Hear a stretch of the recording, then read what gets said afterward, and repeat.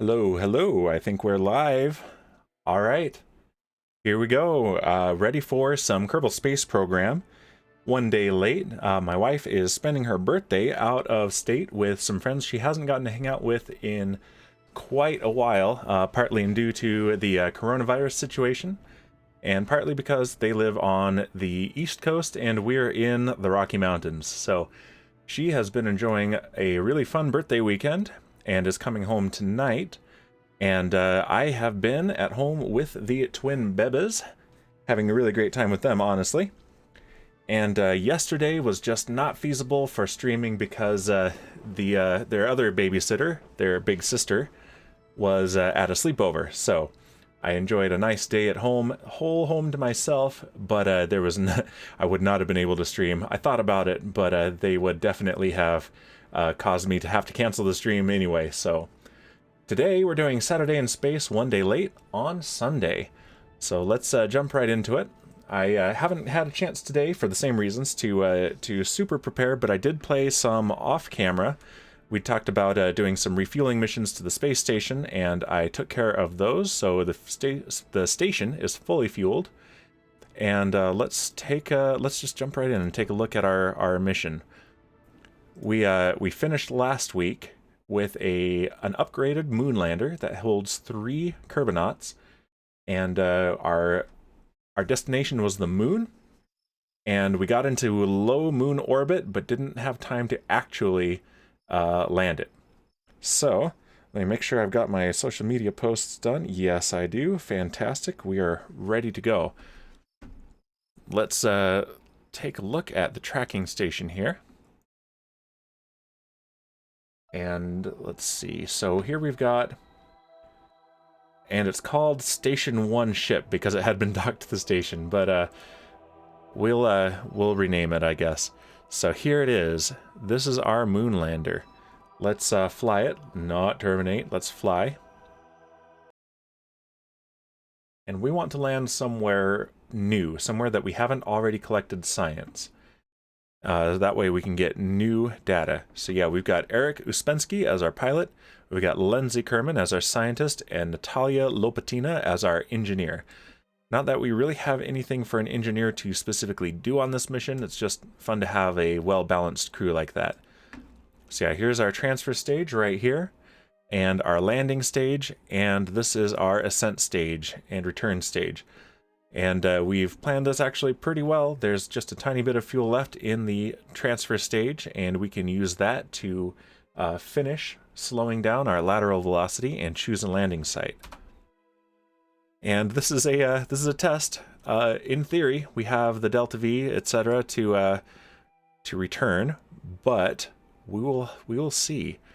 And let's see, one of these craters, I think we've already got data from. Actually, no, I think these mid-sized ones, these are the Midlands Craters, and those we already have the data from.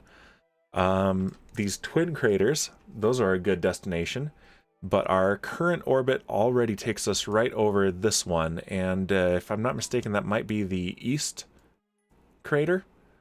I'm not exactly sure which one counts as the East one. So let's go ahead and let's time warp to there. Let's make sure, let's see, 2732. Okay, yeah, this is the correct direction. So let's go ahead and time warp to right here. That's half an hour away. Hey, Raider, you're right here at the beginning. Thanks for joining. We're going to try out this new upgraded moon lander. I'm going to target this crater right here. We're warping to it right now, and we're going to use the last little bit of fuel left in our transfer stage to kill some of our velocity and then see if this is a good lander or not. We're testing it with live Kerbals, so this should be interesting. All right, let's point retrograde, and we can use our reaction wheels to do that so we don't waste any RCS fuel. Not that it matters, because actually I dumped all the RCS fuel because I forgot to put RCS thrusters on it. But we shouldn't need those. Those are mostly useful for docking. All right, so let's warp a little bit farther. And okay, East Farside Crater, I was correct. It's the East Farside Crater. All right, let's full thrust. And see how much of our speed we can bleed off with this stage. We're definitely getting a landing. All right, there we go. It's going to put us right in that canyon there. Let's see. If I go over here, let's go ahead and stage. Make sure this is the right stage. Yep. Always check your staging. There it goes. All right, and let's kill the thrust and activate these engines. And then just push away a little bit from that stage. There we go. Get some distance from our transfer stage, and that will safely crash over there. Meanwhile, we want to go to relative to the surface. And we've got 963 meters per second of delta V on this. Ooh, I hope that's enough. We might... this could go wrong. This really could go wrong. Let's throttle up.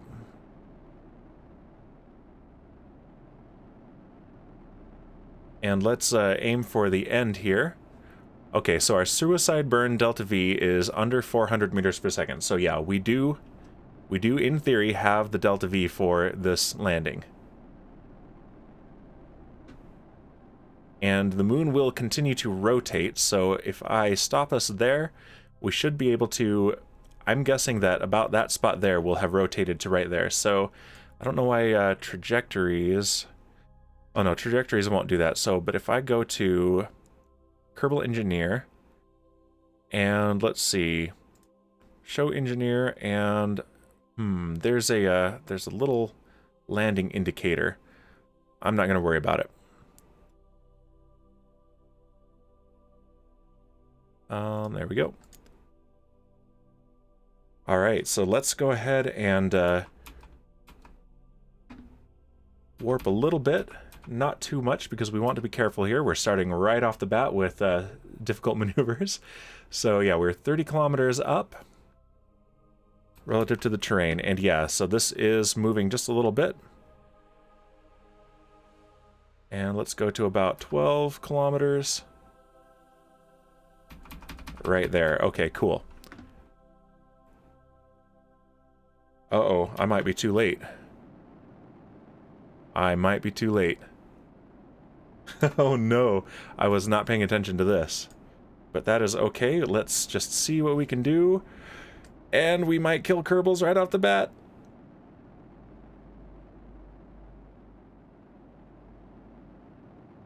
I should have been paying attention to this. Ugh.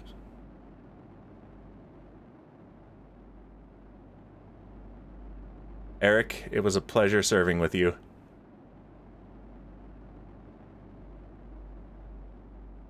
Oh no! No, no, no, no, no! Oh, I might want a mulligan on this one. Let's see. I found this out. I can hit escape for pause, and then I can hit F2 to get rid of the UI and take really great screenshots this way. So let's see. If I do...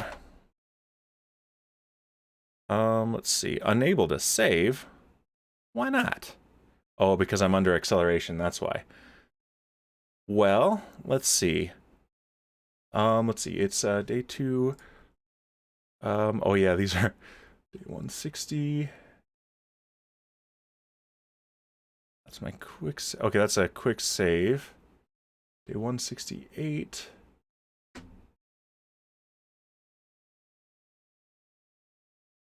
Oh, the persistent is only a couple minutes back.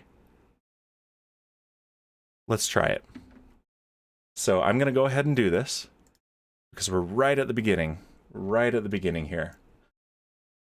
And hopefully this will let me do an actual legit test of this thing. Loading, loading, loading. Because yeah, this is a good lander. I'm convinced of it. And, oh wow, it is dark. Very dark. All right. Load now. And let's go, let's go.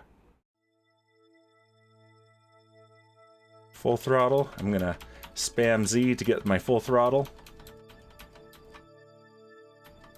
Oh, come on, load, load, load. Oh, this is not good. This is what happened to... Oh no, we're getting bugs here. Oh, this is not good. Oh, shoot. Yeah, let's see, this is 0 meters per second delta V, 0, 0, 0. Yeah. That's not good. Let's look at the... Can I open this? Ooh. Well, Raider. You know what that means. Well, not specifically to this, but that this means things are not going right behind the scenes. So, this is what happened to Jebediah, to Valentina, and to Bob. Yeah, so it's just spamming this, and I cannot actually load this ship. Let's see. Can I, for debug purposes? Yeah, so they're still in the persistent save file, so, and in my backups. I have quite a few backups from trying to work through some of these issues. And so I think I know the edits to do, but it's going to be tedious.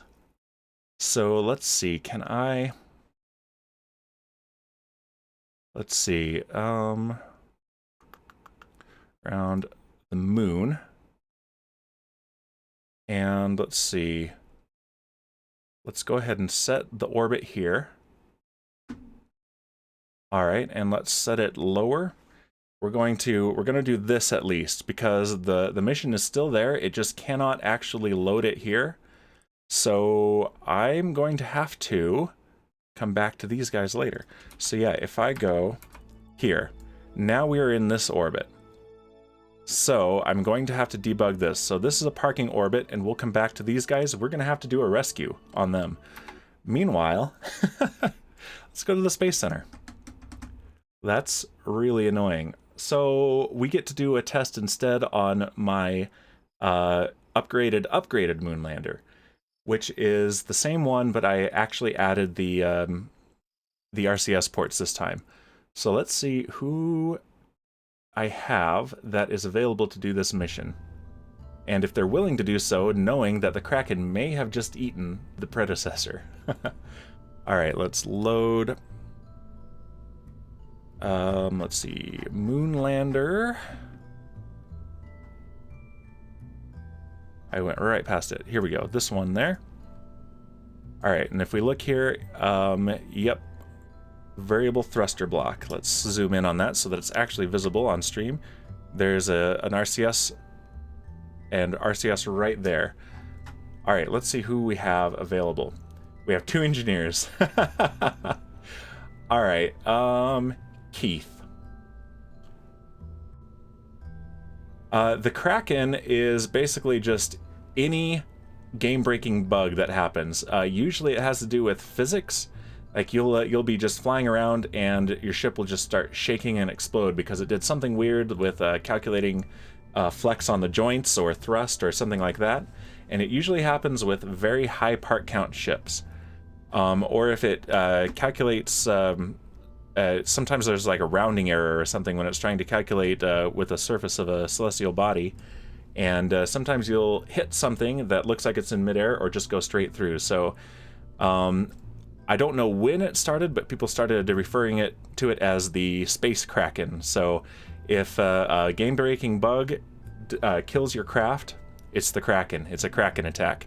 So that's what's going on there. All right, so let's launch this straight to the moon. And Keith, you are continuing our great tradition of people whose job it isn't doing these jobs. This was a job for Eric and for Lindsay, being a pilot and a scientist. But instead, we're going to have an engineer. And what the heck? That's sideways. I might have to reload this. Why are we sideways, and why can't I...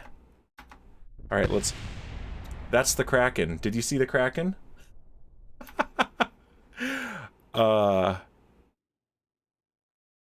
Forces infinity out of 50 Gs.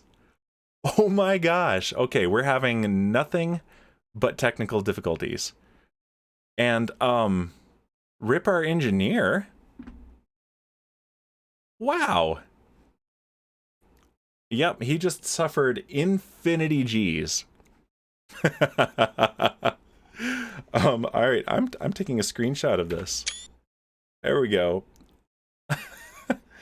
That is not okay. So, let's do technical difficulties. Yeah, I cannot even revert the flight. It won't let me. That is not cool. Okay, so let's see. I need to switch to the technical difficulty screen, but I haven't up.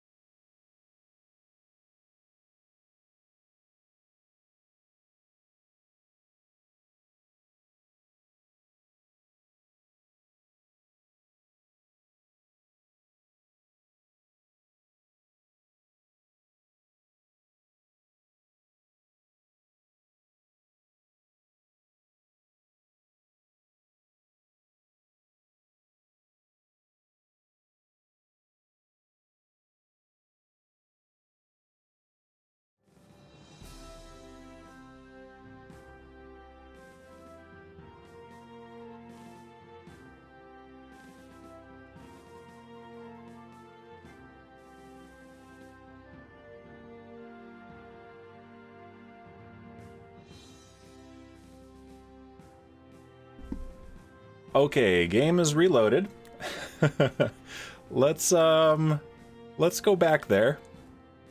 Resume saved. And let's see what we can salvage from this. So we're gonna just add that to the lore that the Kraken has gotten these and that we're going to need to actually rescue them from the Kraken. Moonrander 2.0 relay, yeah, because, let's say, let's go ahead and recover that. And that gives us some of our money back. And let's go to the astronaut complex. Yep, Keith.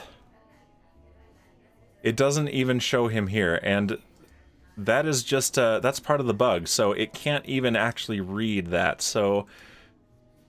Yeah, and assigned, it's got nothing. So yeah, I've got a bugged save that I'm going to have to fix. It's a problem. So let's see. Hire next is 0?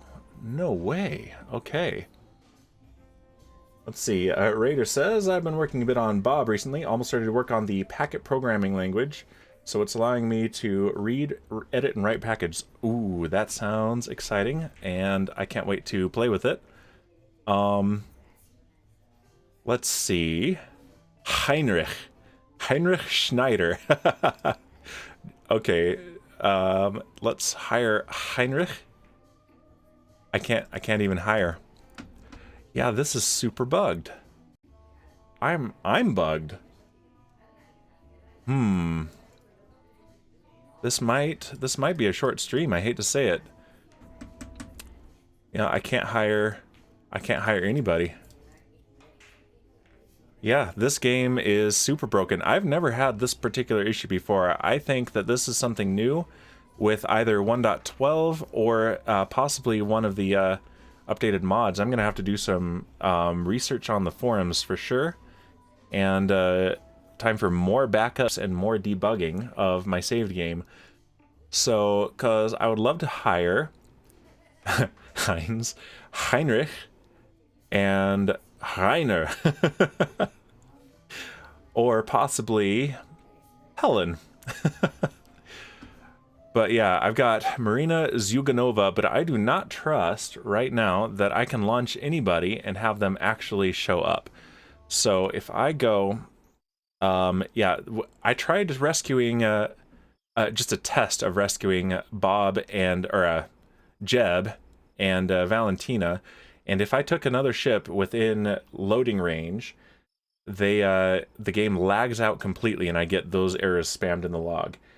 And if I just try to go fly their vessels, I go and the vessel doesn't load except for the capsule and it flickers in and out of existence. It's trippy and a risk for anyone with epilepsy.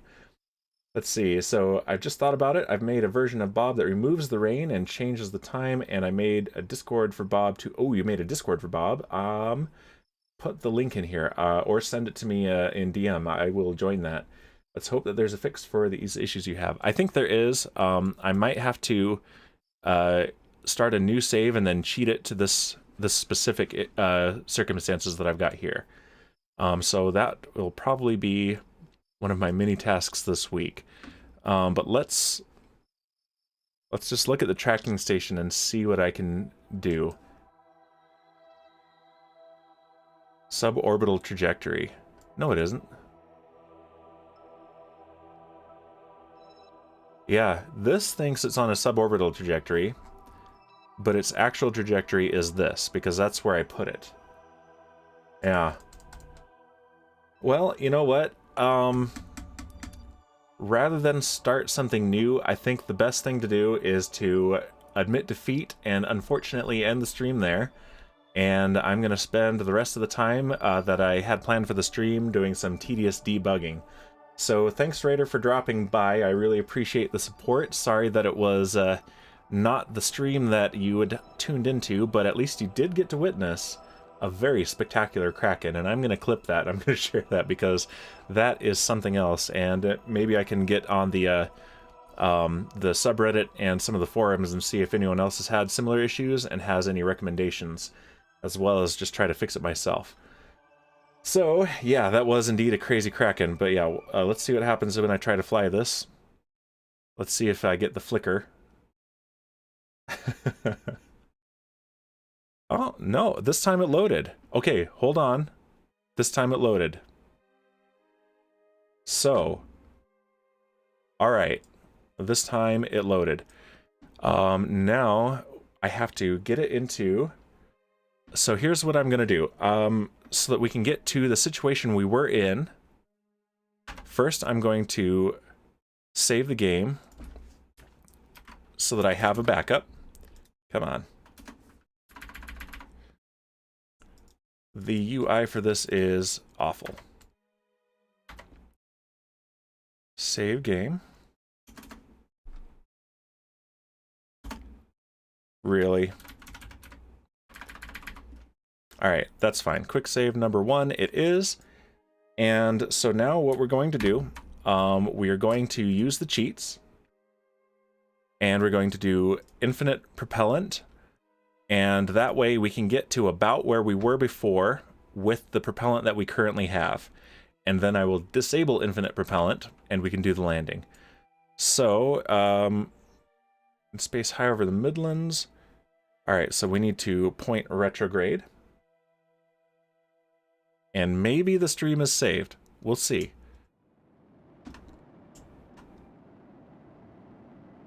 Let's pin the periapsis and the apoapsis. Yeah, unfortunately, reloading did not help for Jeb and Valentina and Bob. Still stuck in deep space. Alright, so we're going to go to about 16 kilometers. That is good. And let's warp to that periapsis. Yeah, those are by far the nastiest issues I've had in this game. I've had Kraken attacks, etc. And usually they're in games where I'm save scumming, but I have decided not to save scum for this. And for this stream, for this career. And maybe I should anyway. I always leave quick saves and auto saves on just in case. Even if I don't intend to actually use them. Okay, so this is the East Farside crater here. Alright, we're pointing retrograde. Let's full thrust. And let's get into our suborbital trajectory again. And then turn off the infinite propellant. Because I really do want a legit test of this thing.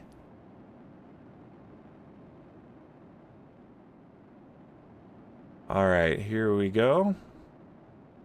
And let's change to surface reference here.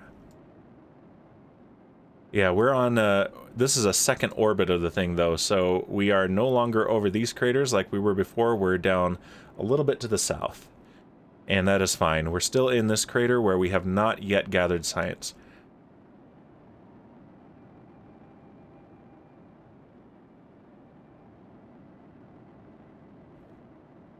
Will we slow down in time though? I think we will.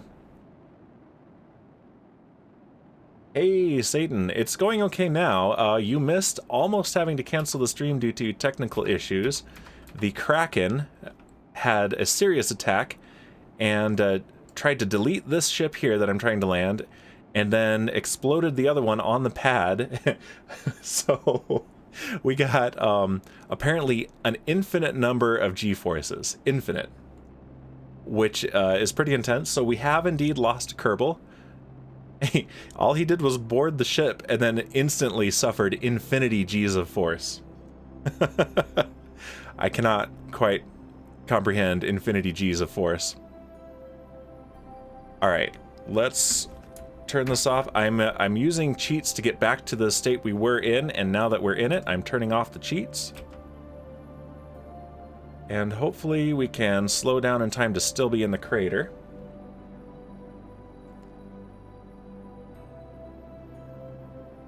Alright, and we're about 23 seconds before point of no return for a suicide burn. And we have plenty of fuel, a little bit more than we really should because of that, but still. Yeah, don't forget about the suicide burn countdown. I am not this time.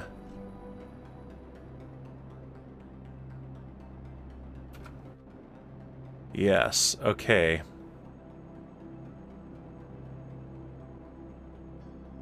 And in fact, suicide burn countdown is going up, which is good. I'm actually going to cut thrust just a little bit. Satan says, I've been through 2.5 Gs, and that's more than most can go through. Really? Tell me more about that, because I have not been in a situation with High G's. What was the opportunity there? Because that would be fun. Let's extend our landing gear. And turn on... Do I have landing lights on this? I do. There they are. Mission space at Epcot. Ooh, I've never been to Epcot. This past summer, I went to Universal Studios for the first time.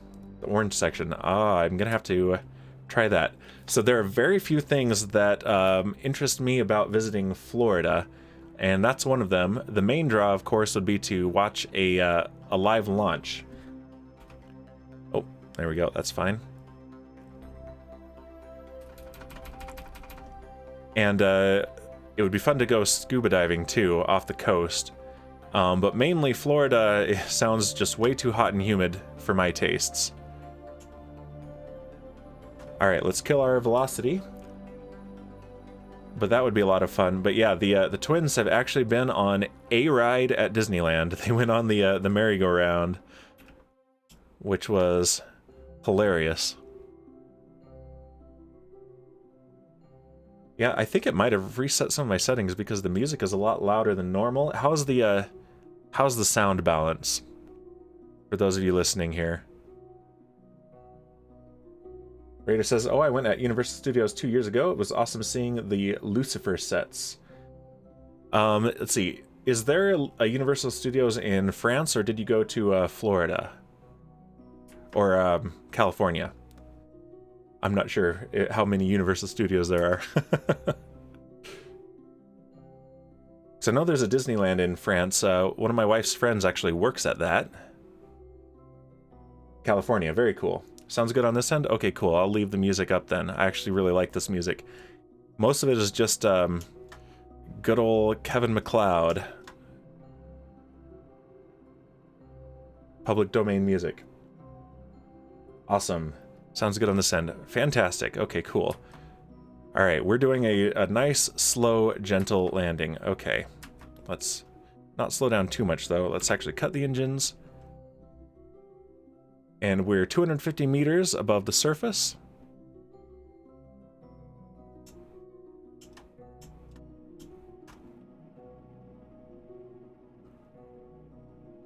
Alright, we are 100 meters up.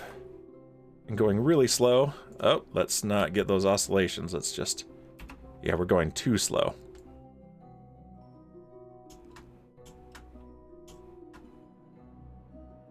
Alright, it's concentration time for me. There we go. Had to kill that lateral velocity a little bit. Alright, here's the end.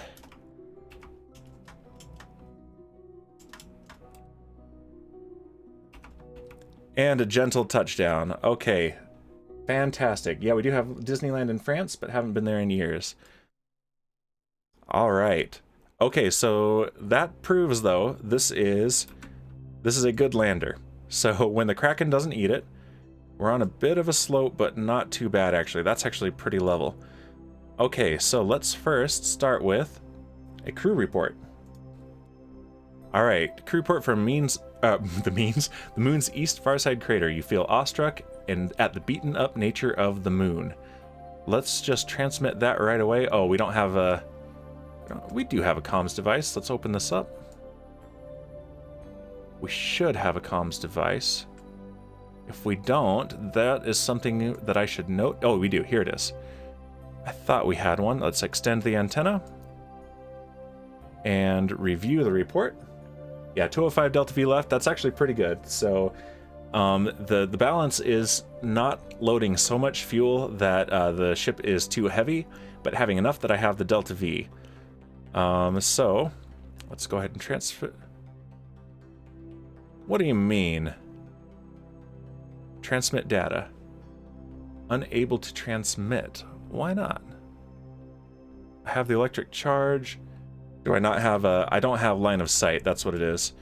Yeah, no line of sight. So let's actually...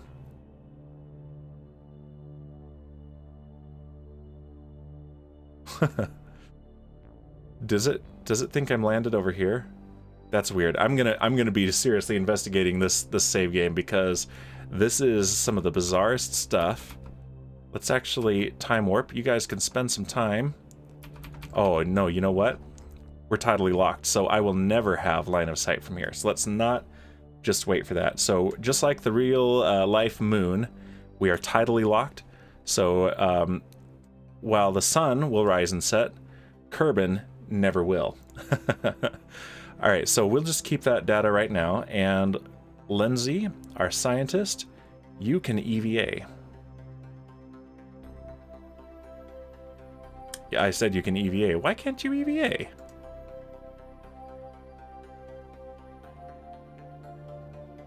EVA currently unavailable? That should not be. There's a crew hatch right here. That's more bugs, man. That's more bugs. I am so bugged.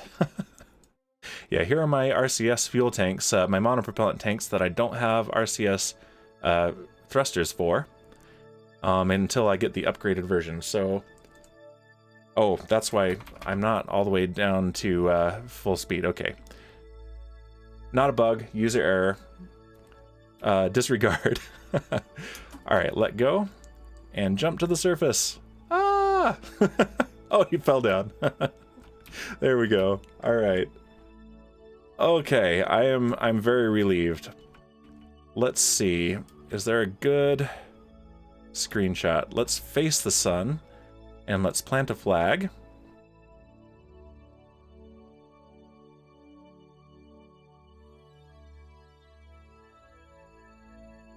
All right. No Krakens allowed.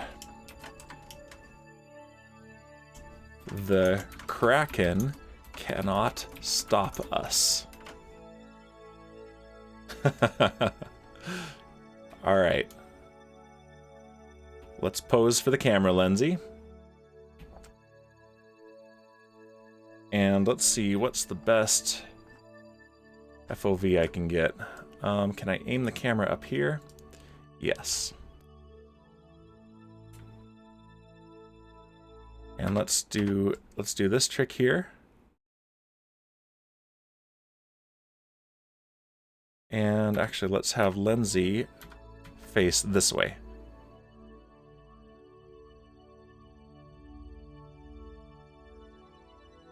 All right. That's a lot better.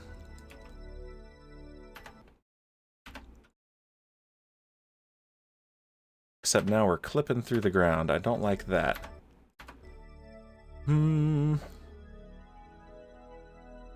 What if I aim it here? Just derping around, don't mind me.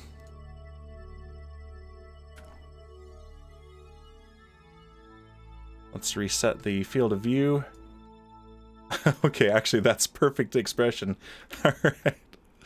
He's a little shell-shocked. Or maybe he just can't believe that he's actually on the moon. All right, that's a screenshot there. And let's try a different angle here as well. Now he's a little bit happier. Okay, that is better. That's actually working.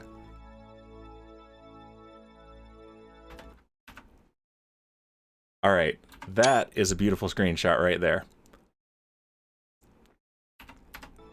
Okay, fix the FOV back to default. It's already at default. Okay, perfect. All right, let's aim the camera back on Lindsay. And you can take an EVA report. That's one small step. The situation is nominal. Keep experiment and take a surface sample. All right, a surface sample from the moon's east farside crater. This crater seems to have been a really nasty impact, and the samples are heavier than normal. I wonder what they're made out of. Okay, so Minimus had green sandstone. That's a cool shot too. Look at that view. Minimus had green sandstone. I'm not sure what the moon has, if anything. I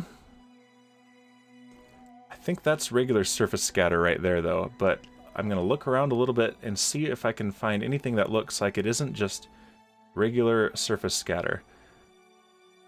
I saw a mod the other day that actually added colliders to the surface scatter, which could be fun. That little guy right there, there's a possibility that's something different. Let's turn on his jetpack, monitor our fuel. But this will be a much quicker way to get around. And gravity is significantly higher on the moon than on Minmus, so I do have to be a little bit more careful with him. He's already had one fall. Let's see what this is. Probably regular terrain scatter. Yep, he clips right through it. Let's see if there's anything here. That's a little bit bright. If that's nothing, though, then I'm not going to worry about it, because I don't want to just walk around the entire stream. Does that look any different? Maybe? Actually, yeah, that does look different. Whoa! He's a daredevil. Okay, let's see if this is anything other than regular terrain scatter. If it is, we're going to take a sample of it and bring it home for analysis.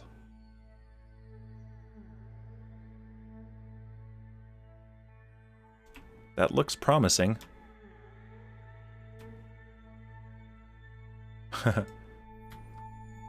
Yes, okay, this is definitely something different. So, what can we do? Pick up Moonstone. All right, let's pick that up. He's using his rock hammer.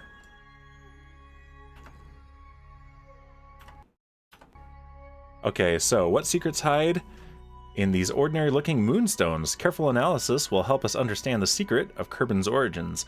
Less rigorous analysis tells us that they hurt when you hit your toe with one. All right, let's take that home.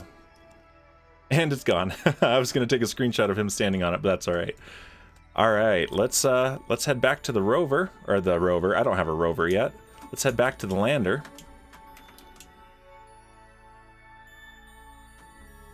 And let's do the rest of the science experiments and bring home the science. And we should be able to have some serious upgrades for rescuing Jeb, Val, and Bob when they return from being exiled to deep space and possibly ate by the Kraken.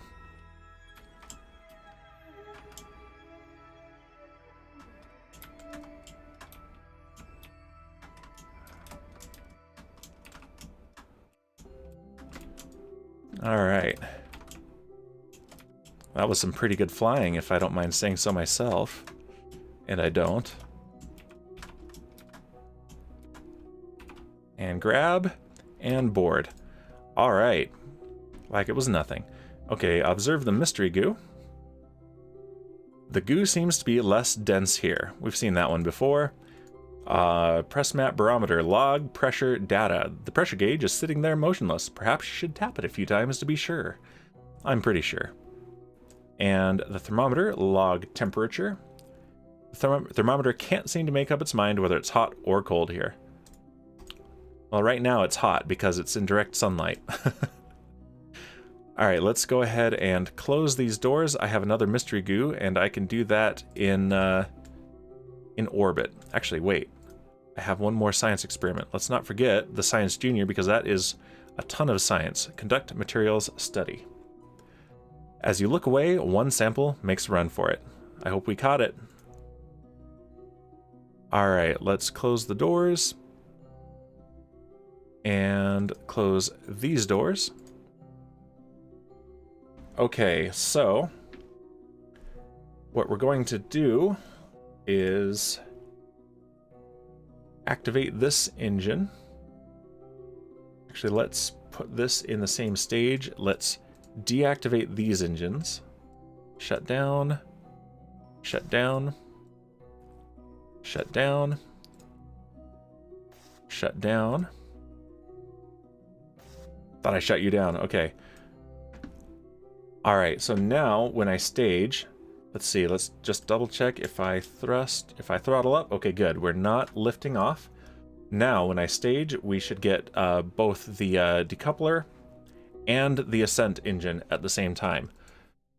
Okay, Eric, this is all you. Let's turn on SAS. And 3, 2, 1, stage. And nothing happened. Okay, it staged this. All right, 3, 2, 1, stage. There we go. Oh, look at that. Perfect. All right, let's start heading east. Let's close this. Retract the antenna. Open these. And do the other mystery goo on ascent. Oh, let's reset that. We don't have... There's no science worth doing up here, apparently. Alright, let's aim towards the horizon. And get orbit as quickly as we can.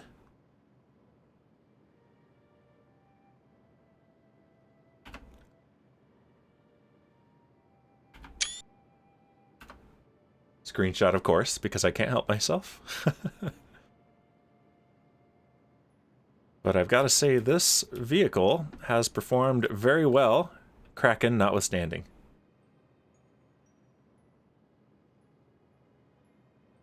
The final test now, as we go over this crater, or over this canyon, rather. The final test now is how well it gets home. As long as we can make orbit, we're fine because we can get a rescue if needed, but I think we should be able to get back to the station. We can't re-enter Kerbin with this. We'll need something else for recovering the data, and yep, we are in orbit. Let's cut the engines.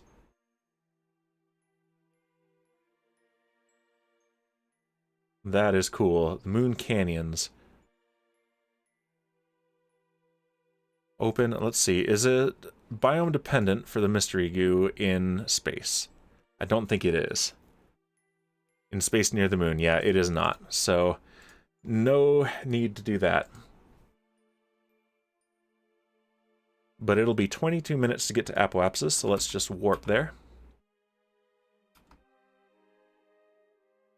I really like this music with those flutes.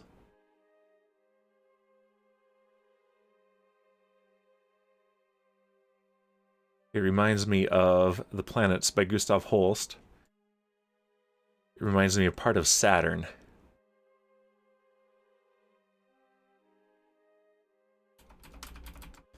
Alright, let's just raise our periapsis a little bit so that we don't risk impact if we do multiple orbits.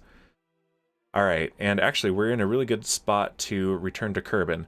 So we are orbiting Kerbin around... We're in orbit around the moon, which is in orbit around Kerbin, so our real velocity relative to Kerbin is this way, so we need to cancel it out that way.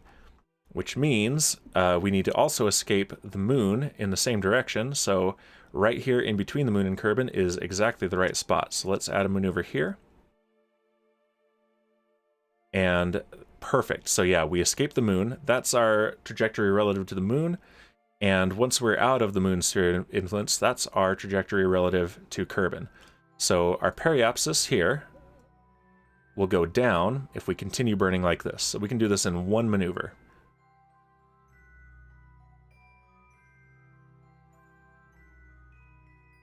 And we don't want to get a second encounter with the moon. And we don't want to hit the atmosphere at all. We want to get to the altitude of the space station. Although we could probably do a very gentle skim of the atmosphere to bleed off some of our velocity. Probably not the best idea, though. Okay, so yeah, we have 1400 meters per second delta V. That'll use 300 of it, so we'll have 1100 to play with when we get down there. So this is the test. Let's see how well this does.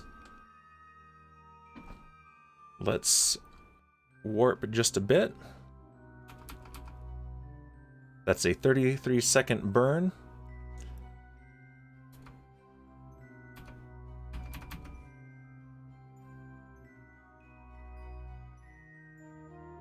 And about 5 seconds, and we will ignite the engines. And go. And we can actually just hold this orientation and delete the maneuver. We don't need it. It was just for planning purposes. And if I maintain this orientation, we are going retrograde relative to Kerbin. But it is prograde relative to the moon. Alright, now we pin that periapsis. I like that tuba part too. Yeah, I like having this music loud. I'm glad it is not too loud for the stream. I'm always worried about that. Alright, 162 meters. Alright, and we will exit the moon in 1.5 hours. Let's go ahead and get there. There we go. Yep, a big jump there. And I wonder, I think I've already got the mystery goo experiment from up here, but let's try it.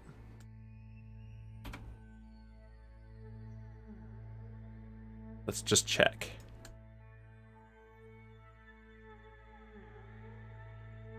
Oh, good, yeah, we can get some good science from this. Okay.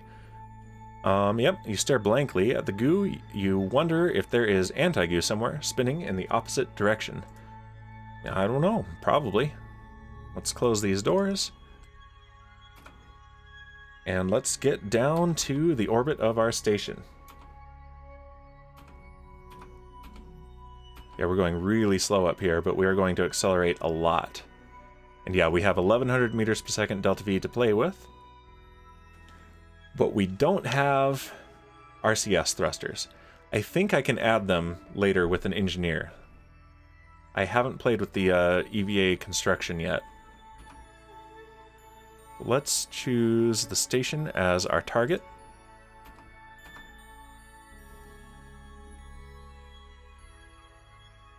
And let's point retrograde. Oh, it instantly took me there. Jeez.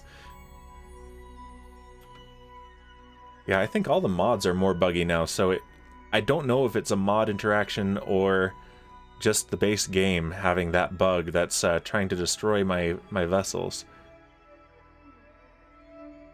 But this is a notoriously buggy game, so...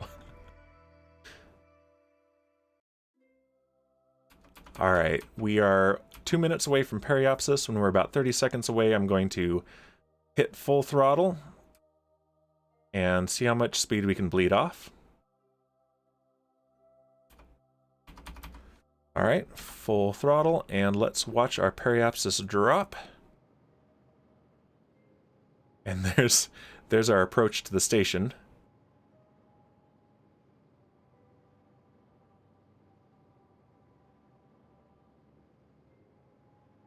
Okay. Yeah, this is looking really good. I'm so far very pleased with my design for this lander. We have quite an inclination to the station though, 3 degrees.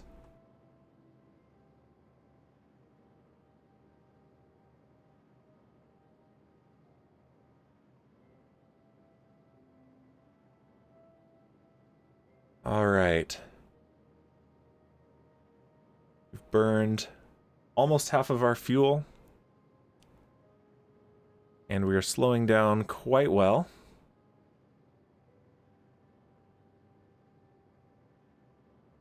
And I might need to intercept this with the rescue ship, just because we don't have the RCS capability, so docking is difficult. Although I can dock without the RCS, it is a lot more challenging. Okay, and we're very close to the ascending node, so let's actually point anti-normal and retrograde. And see if we can improve our inclination at the same time.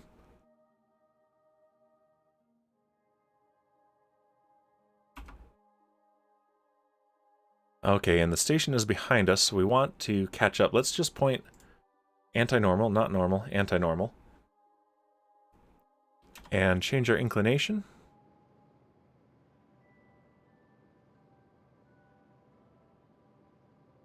Less than 1 degree now.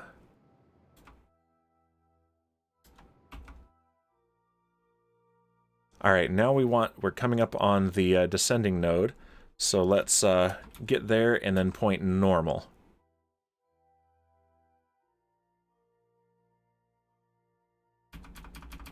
There we go.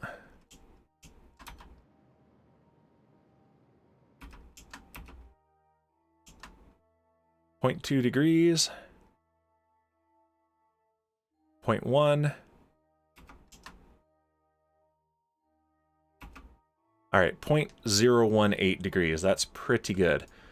So now if I, let's see, that is the target position right here at our intersect. So if I add orbits to this, let's see what that looks like if we just wait for the station to catch up.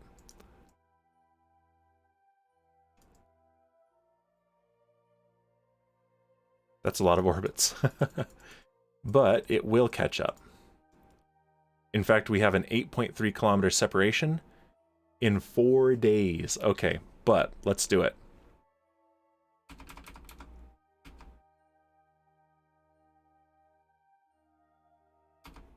Whoa, whoa, whoa, whoa, whoa, whoa, whoa, whoa, whoa. I hope no one's getting motion sick. But yeah, the station is catching up to us.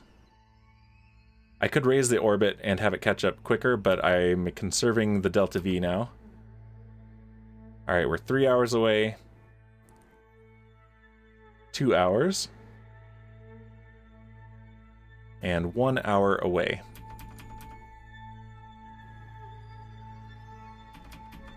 Okay, let's see if we can improve that separation at all.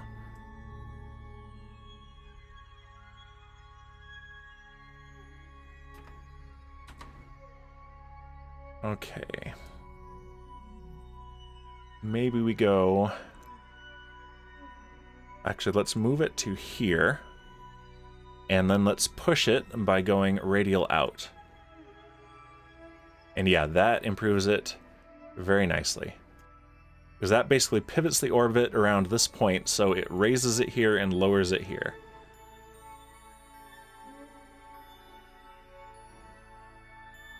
And that gets us 2.3 kilometers away, which is pretty good, and a relative velocity of only 15 meters per second, so that is fantastic.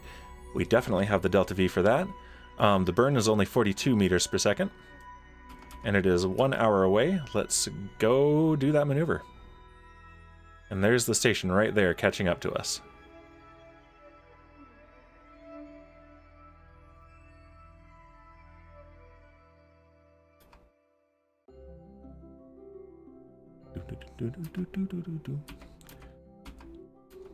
Okay, it's 1 orbit past this.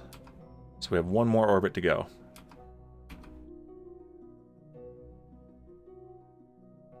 "15 minutes.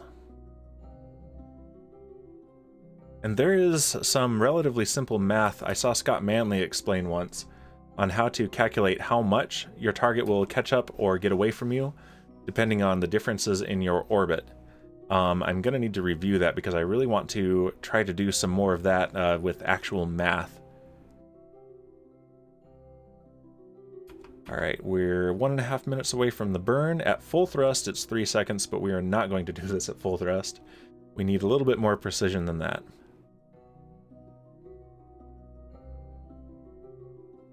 And my cats are complaining because it is time for their afternoon snack. Alright, let's point towards the maneuver. And gently start the engines. There we go. And watch our separation at approach and our relative speed at approach both drop.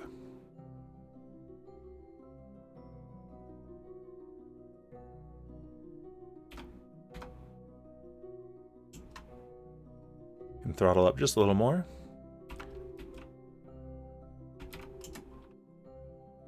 Okay, there we go. Yep, we're going to be 2 kilometers away and going 5.5 meters per second relative to the station. That is really good. That's different from what that says. But... Alright, and that is in 10 minutes, so let's go ahead and warp a little bit and see what we can do. We have 100 meters per second left in delta V, so the margins are a little bit tight, so I think I will want to upgrade the engines.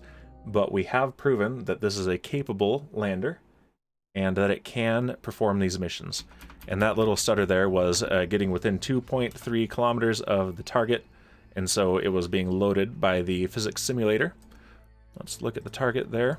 Okay, relative to the target, we want to point retrograde.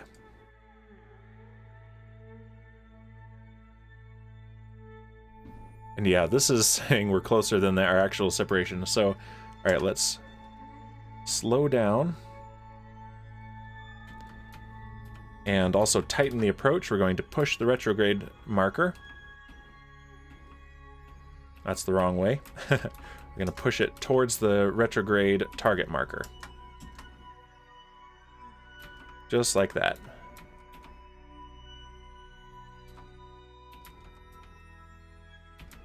And that will bring us in very close. Yeah, I'm not trusting that anymore, actually, so let's see. 0.5. Or, okay, yeah, we are getting closer to the target. I think this is looking at a different approach.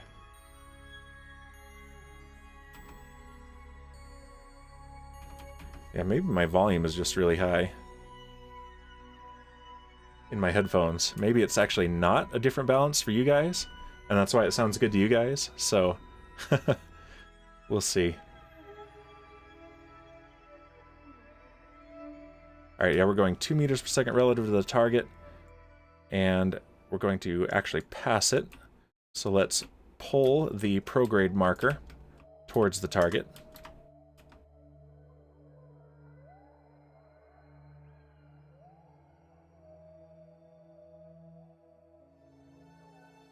And I'd like to trust this a little bit better.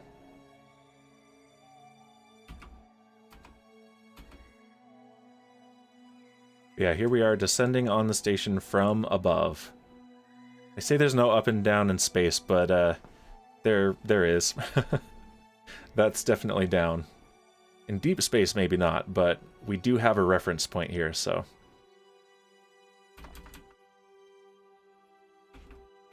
Yeah, and we are very low on the delta V, but that should be okay.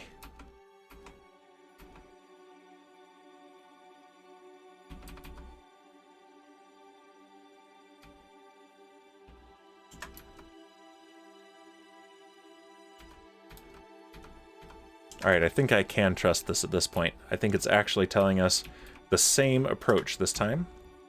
Yeah, we're going to get within 500 meters. And I think if I go this way, I'll still tighten it. Okay. 300 meters. Alright, 109 meters. That's a pretty close approach. So let's go ahead and speed things up and get there. And I have 73 meters per second delta V to play with. I think I can dock this way. And there's our station right there with the rescue craft attached to it. And I'd really like to unlock some of the aviation parts, because those have some pretty cool fuselage and cockpit parts that I'd like to use for the next iteration of the rescue vehicle. And let's see, if I go... Where's a good docking port? I mean, I could dock on the other side of the fuel tank right there. That's probably the best place to go. I could probably dock there, but it's a little bit tight. That's the RCS fuel. I actually brought another RCS tank up. I could possibly dock there, but I might have a collision with the escape pod. So I'm going to take this docking port on the other side of the fuel tank. So I'm going to let myself drift past.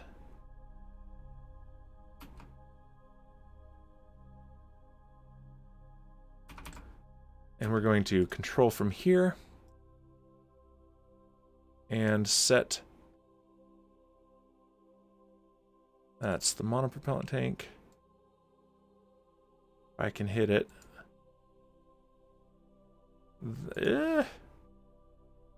Clampetron docking port set as target. Perfect. Alright, so now let's lock the camera. And face this, and we want to go. I almost put my hands on the RCS controls, and that will be useless because I don't have that. And let's keep the prograde marker to the right of the station so that we will drift towards about right there. And then we'll line up with the port. and get a good dock.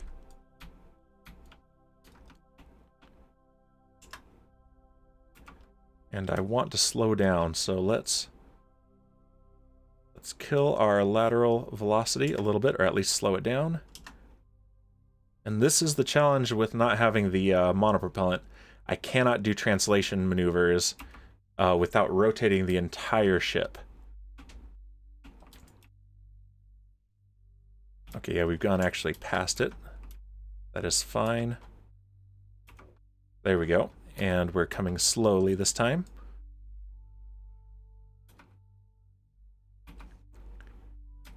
Okay, and we're going to point towards retrograde again.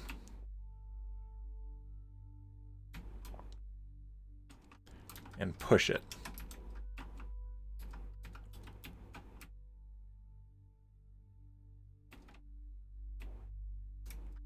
Aiming the camera properly is a challenge here. I'm very tempted to get a mod that adds hull cameras to the ships. I'm trying not to not to satisfy my thirst for mods and keep this as vanilla as possible, but it'll probably happen eventually. Because realistically, I would have a camera right here in the docking port that I could use for this purpose. Okay, let's actually...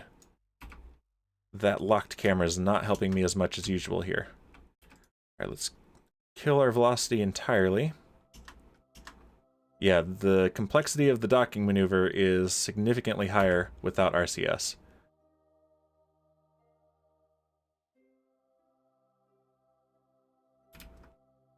I'm probably making my Kerbonauts sick with this.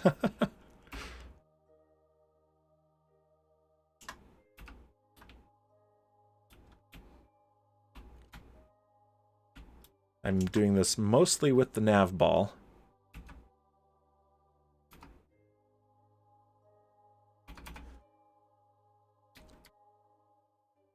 Now I want to point this way.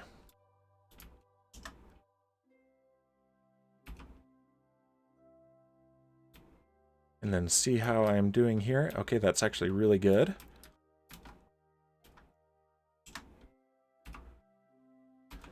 And that will get me very close. Okay. Yeah, I'm sweating on this, but I think we'll make it.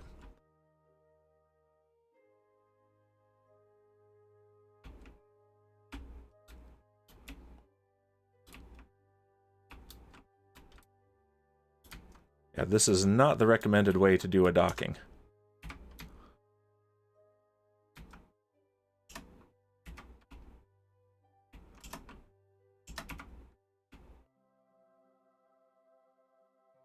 Okay, and here is the final approach, right here. Just point right at it. There we go. Alright, I think I have just pulled this off. Just gonna take a sip of my drink while I watch this come in for the final docking approach. I'll turn off the stability assist, because sometimes that goes crazy when I'm trying to dock.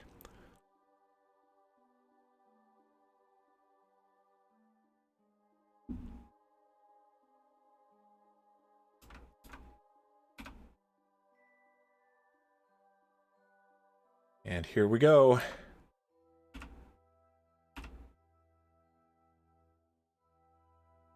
Do your magic, magnets. Yes! Okay, that was... I'm gonna toot my own horn here. That was a beautiful docking maneuver. Okay, so now...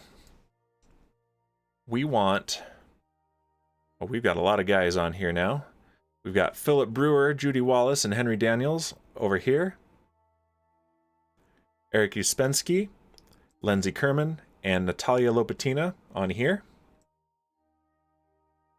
And let's bring some of the science data home. Okay, so let's actually EVA Lindsay and have him gather up all the data. take data. Perfect. And let's open these. And can he take it from there? I don't think he can. Yeah, he needs to let go and turn on his jetpack. And we're going to gather the data from the service bay.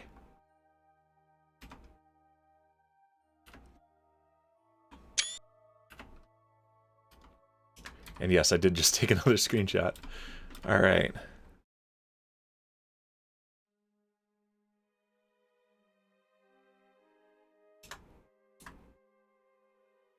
He has to get pretty close for this. Makes sense, I suppose. All right, collect the data. Yep, remove the data, and let's... He's a scientist, so he can restore. He's too far away now. He can actually restore it. Oh, he already did. Okay, cool. And let's collect the data from the materials study. Yeah, let's not show that again. I already know. And restore it. Excellent. And we can take the data from the barometer and from the thermometer. And those don't need to be reset. Let's get out of the way of these doors and then close them. Beautiful. All right, Lindsay. You have done a great job here. Let's put you on an escape pod and take you home.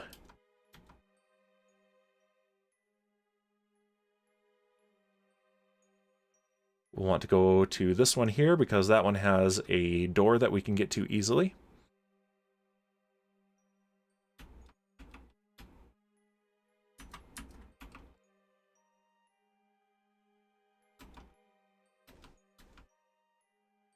Man, this would be something for VR. I don't have a headset, but generally I'm not one to go for VR, but the experience of floating in space and doing an EVA really, really would be good for that. I think there, as usual, is a mod for that. That would especially be fun if I've got the internal cockpits functional. All right, board. And let's find the right part here. Undock. All right, let's switch control to that ship there. And there's Lindsay. Let's turn on our stability or our RCS and back off. And we have full tanks because I refueled. We no longer have issues with RCS because of these big tanks. Very easy to bring to the station. All right, and now we are in orbital reference, so, and of course I don't have stability assist because he's not a pilot. Let's turn off the RCS to do this maneuver. No sense using up that fuel, even though we have more than enough. All right, and let's point retrograde, and yeah, we're not going to impact the station, that's good. All right, and let's burn away.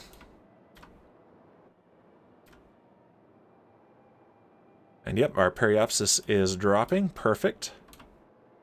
It's under 150 kilometers now, so once we get down to 70 kilometers for the periapsis, we will encounter Kerbin's atmosphere.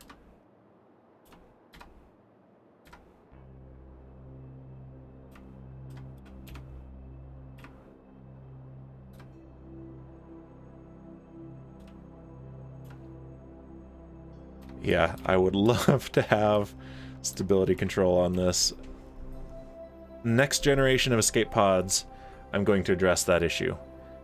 It's not necessary, but it sure is helpful.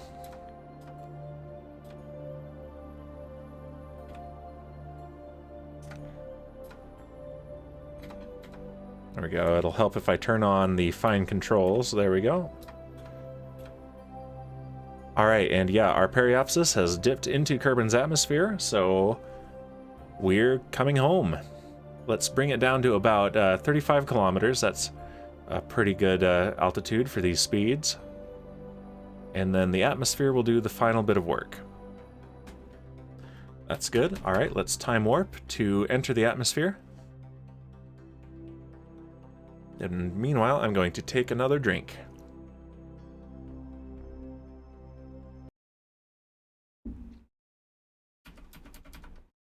All right, let's turn off the RCS and turn on the physics warp.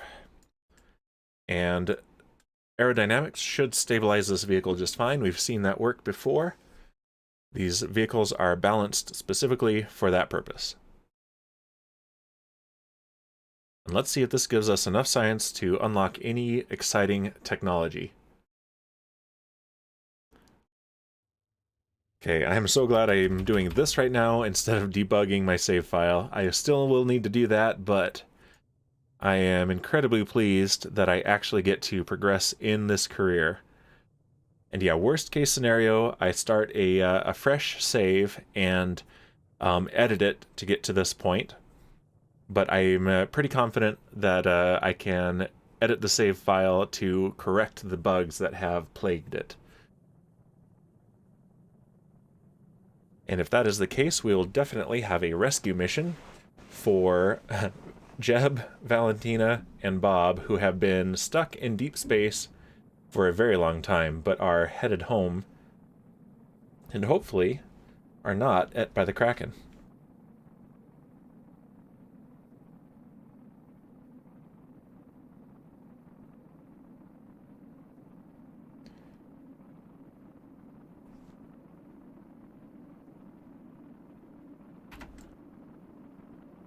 All right. Screenshot, of course. I have so many screenshots. This and Minecraft. I am a compulsive screenshotter.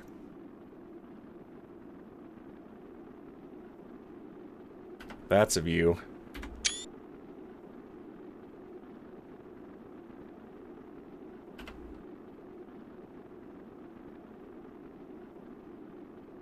All right, yeah, we are definitely slowing down now. We're over the water. I don't really pay much attention to where I'm going to bring them down. It makes very little difference as far as how much money you recover, and no difference for time for recovery because it's instant. I think realism overhaul, it matters a lot more, but I definitely don't have any geopolitical issues to consider with where my Kerbals come down. I don't have to worry about them coming down in the middle of the Soviet Union or anything like that, or in the middle of China. It's all the Terran Empire. We own this planet. And so I can land anywhere that I want.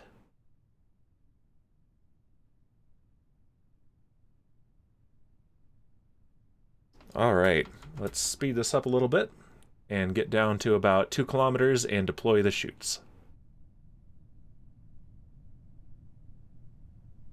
Even though they don't have stability assist built in, these sure are stable for their purpose.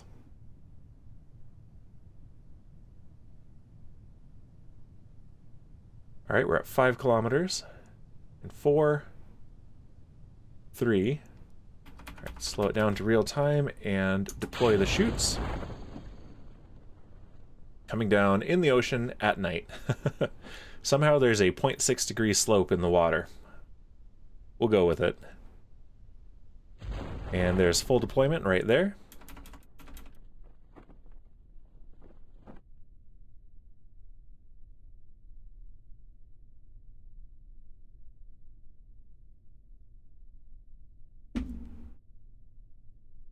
"700 meters. I almost said kilometers.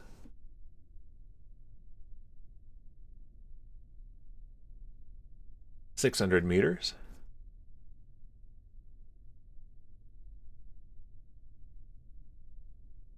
"500 meters.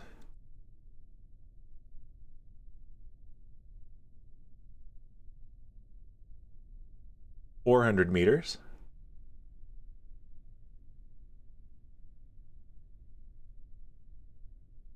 "300 meters.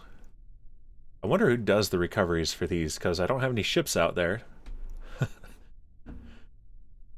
200 meters. I've seen some missions that people do where they do simulate all of this. They've got ships and everything, and they do all of this in real time. It's pretty intense. One of these days I'll do a mission like that. I don't want to do all of them that way, but yeah.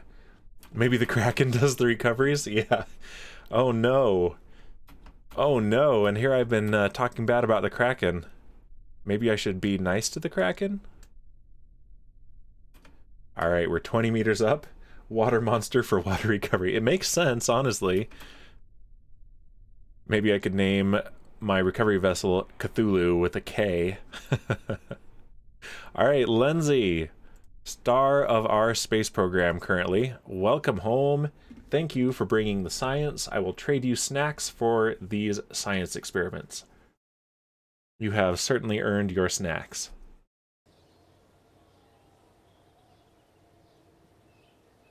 Yeah, I think you're onto something, Raider. I think it must be the Kraken, because we never see it.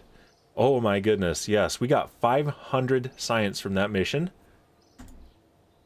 Fantastic. And he gained some experience points. Excellent. Okay, research and discovery. Yeah. All right. So we have 569.9 science, almost 570. So what can we get? Yeah, assuming we could actually unlock these, we have enough for one of these big science points here. Give me just a moment.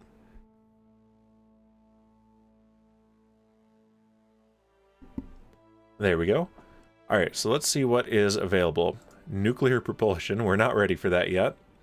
Large volume containment. Okay, so we can get some big fuel tanks here. Not the huge one yet. Let's see, advanced metalworks. What does that give us? Girders. Ooh, a shielded docking port. That is cool. A quad coupler. Ooh, and the inflatable airlock. I've never played around with that. Actuators gives us some robot parts, including the grabbing unit, the claw. And that would unlock composites, which is big fairings, big nose cone, and structural panels. Okay. Nothing too exciting there yet. Aerodynamics, that gets us some bigger wings, some tiny nose cones, and some propeller engines. So we might want to get into some airplanes soon. I've always been absolutely awful at airplanes in this game, but maybe it's time to change that. All right, landing. I think we do need to get landing. That gives us a bigger heat shield, 2 bigger heat shields, bigger landing struts, an escape system for if things go wrong on our launches, a bigger parachute, and landing gear for airplanes. Okay, so yeah, I'm definitely going to get that. Miniaturization gives us some more deployable science, a tiny adapter, and a tiny docking port. That's not too exciting right now, but it does unlock more deployable science, another probe core, and this one, what does this one have? Remote pilot assist. But what can it actually do? Okay, this one can go prograde and retrograde on its own, which is nice. Okay, so that's definitely tempting, and it's locked behind miniaturization. Advanced electrics, though.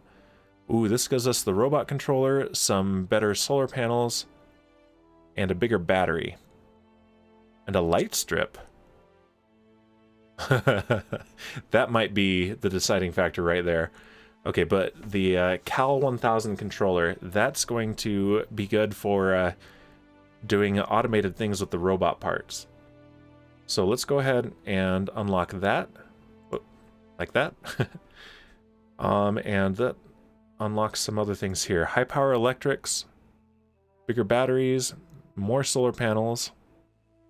The Gigantor XL solar array, that one's the big one. That's great for stations.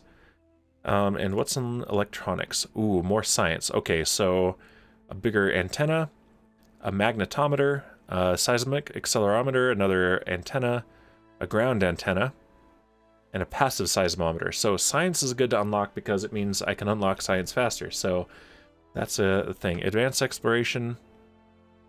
That gives us deployable ladders, EVA fuel cylinders, container module, cargo storage, a mobile processing lab. That'll be a cool thing to add to the space station. So that's tempting. Specialized control gives us another monopropellant tank, vernier engines, Avionics hub. Light duty rotor here. A big parachute. And an even bigger landing strut. And an even bigger heat shield. Okay, so let's see. I have 300. Oh, I have almost enough to unlock 2 from this tier. So I think what I should do is go ahead and fully unlock this tier. And that is all I can afford at the moment. Okay, so that is a lot of science unlocked here. And let's see.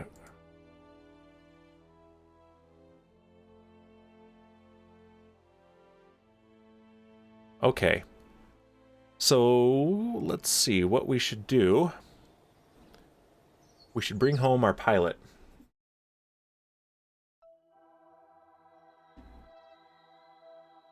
Bring Kerbal, Station 1. So what are these exactly? I want to see what this is.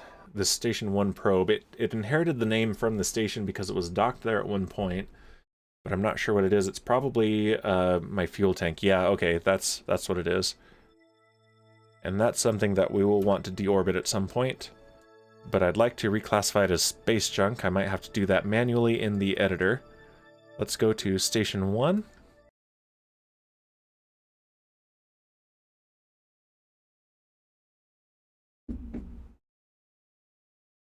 And let's bring home a pilot. I think we should leave Eric Uspensky here and bring Philip Brewer home.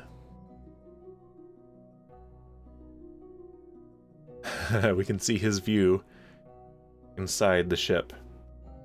That's pretty cool. Very low frame rate. Holy cow, that is framey and a half.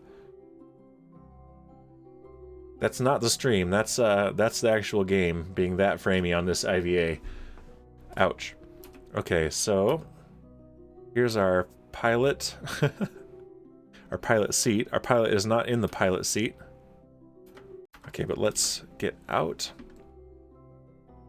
And let's see. So he's in one of these, I think. Will it show me? Will it highlight it? No. No crew on part.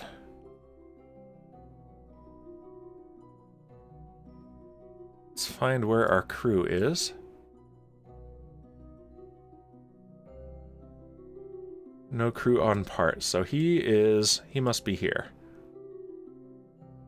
There's Judy.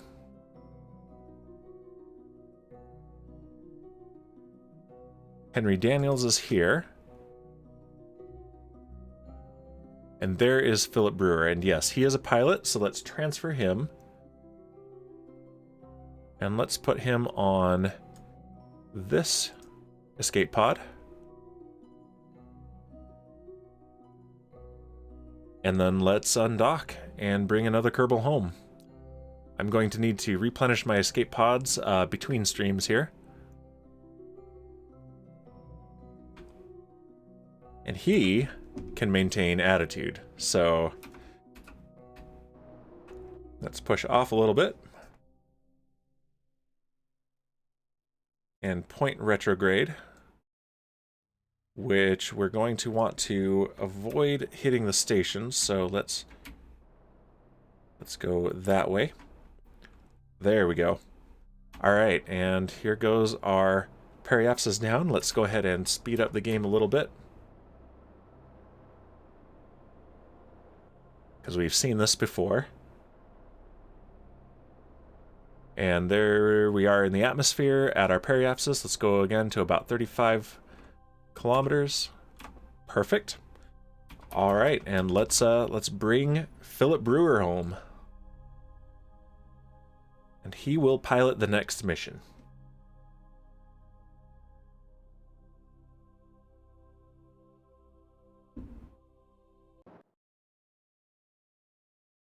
Let's turn off the stability assist and RCS and activate physics warp and bring him down.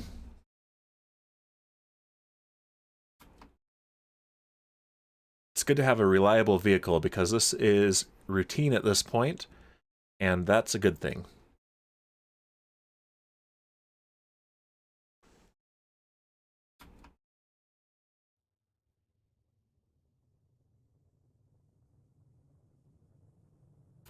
All right, and here we are.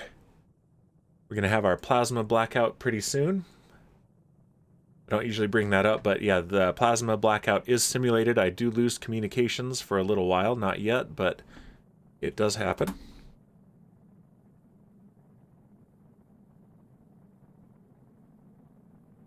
And again, I haven't paid attention to where he's going to come down because it doesn't particularly matter. Let's see. Trajectories tells me it will come down right here in the middle of the ocean, and it will be evening. But actual daytime this time.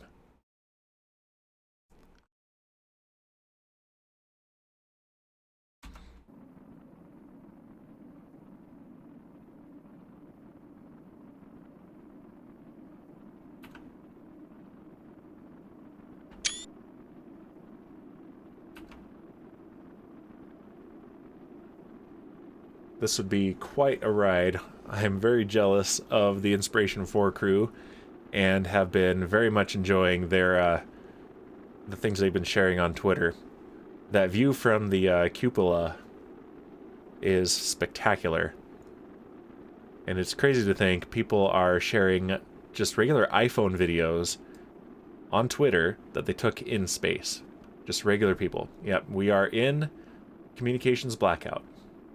But we have full crew control, so yep, life goal. It is it would have been unthinkable just 10 years ago, but I'm actually able to say now that it's feasible. It's in the realm of possibility, though it is highly unlikely that my wife and I may be able to afford a trip to space when we retire. Of course, I'm sort of retired. I'm a stay-at-home dad now. Hey, Shipwreck first. Hey, Shipwreck, we almost wrecked a ship. It got attacked by the space Kraken. But, yeah, sorry to tell you, Raider, but Shipwreck was here first. He said so. It's true. I believe him. But yeah, we got attacked by, wreck ship. We got attacked by the space Kraken, and I almost had to end the stream for technical difficulties to try to debug the save file, but a relaunch of the game this time was able to bring the ship back, and we had a very successful moon landing. And now I'm bringing some Kerbals home in the return capsules / escape pods. In fact, I can speed this up now that we're through the plasma blackout. And I forget if I showed you a picture of this shipwreck, but I found a beer in California called Shipwreck. And I drank it not yesterday, the day before, and it was quite good. I'm going to be getting that one again. Alright, let's deploy the parachutes.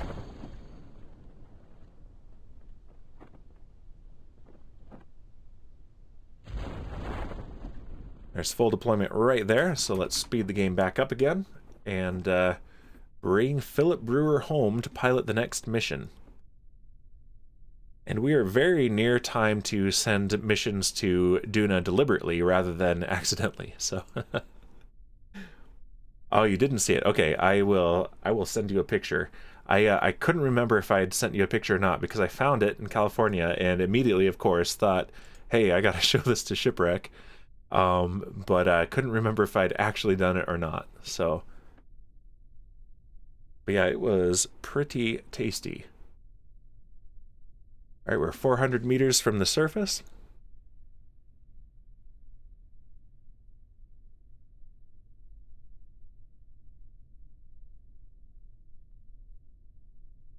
$250 meters. Cut the parachutes. From this height, I think he'd be okay, but in fact, I could EVA him and use his personal parachute to paraglide down. There were some early Soviet missions that actually returned that way.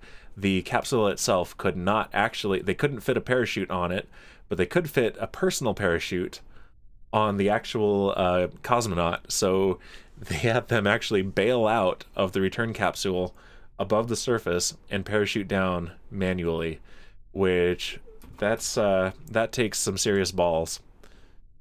I've got to say. Hash pound space nerd. No you. All right, Philip Brewer is home. Recover vessel.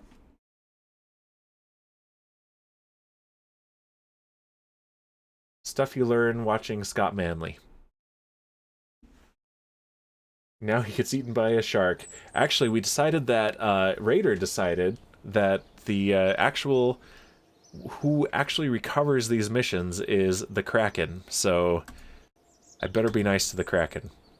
2 experience gained, he's still just, oh no, he did, he advanced to level 1. No, he already did that up in space, because I have them level up immediately, so it's just now telling me the experience that he gained. Okay, cool, so he's good to go. Let's take a look. We've got about 25 minutes left in the stream. Okay, bring blueberries back with you. So space blueberries, and these are actually a thing, believe it or not. Iron nodules, and they look like little berries. And so on Duna, there are actual iron nodules, space blueberries, since Duna is an analog for Mars. I'm not quite ready to do that because I don't have anything ready to land on Mars. This would give us 25 years to complete, though, but it would take a slot in my active contracts. And what do I have active? Rescue Henry Daniels. Oh, I need to bring Henry Daniels down.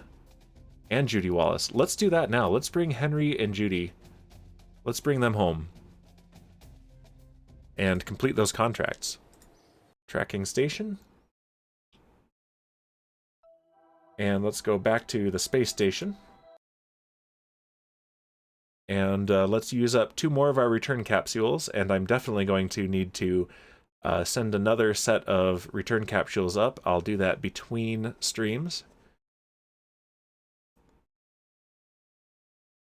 Alright, so Judy and Henry, they're the ones that need to come home. They are a scientist and an engineer. Maybe I can send them on the next mission to the moon. And I believe Henry is in the cockpit. Yes, he is. Let's transfer him to that capsule there. And Judy, I believe, is right here. Yes, let's transfer her to this cockpit. Or to that capsule. Alright, and let's undock. Need to hit the right docking port. That one there. Okay, undock. And he's not a pilot, so I will not have stability assist available, but let's switch control to there and turn on the RCS and give it a gentle nudge. And Shipwreck, you missed my brilliant flying of my Moonlander and my amazing docking job without RCS thrusters, so I had to use the main engine to do the docking, and it was perfect. Alright, let's turn off the RCS to do this because my reaction control thrusters, or my reaction wheels are more than enough. Alright, and turn it back on, and let's do our burn. Are we going to hit the station? No, we're not. Okay, good. And yeah, I cannot have him hold the attitude there, though, so... yeah.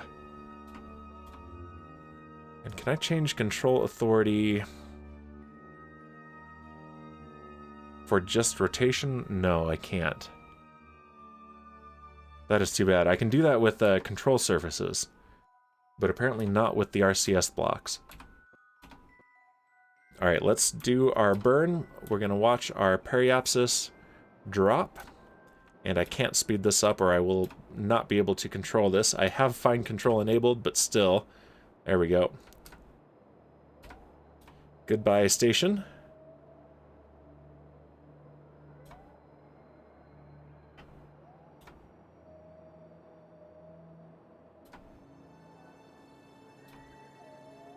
And we're just going to wobble because I can't tell him to just hold retrograde. Because he's not a pilot. Yeah, the next generation of return capsules, there we go, I got it pretty well stabilized there. I mean, I could spin stabilize this. There we go. Should have done that in the beginning. But yeah, the next generation of return capsules will have built-in stability control and not rely just on aerodynamics. All right, we're at a 40-kilometer periapsis. There's 33. That'll be fine. All right, now we can speed this up and bring Henry Daniels home, and we'll get some Spaceos from this. We'll get some money. I really think it's a missed opportunity from here we go, from the developers not to call the money Spaceos, since they are a Mexican company, and but they just called it funds, which, how boring and bland is that, really?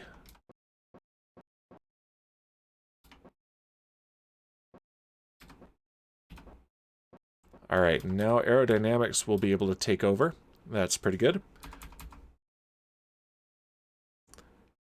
But yeah, so, and I'm not the only one who have come up with this, but I call it Spaceos.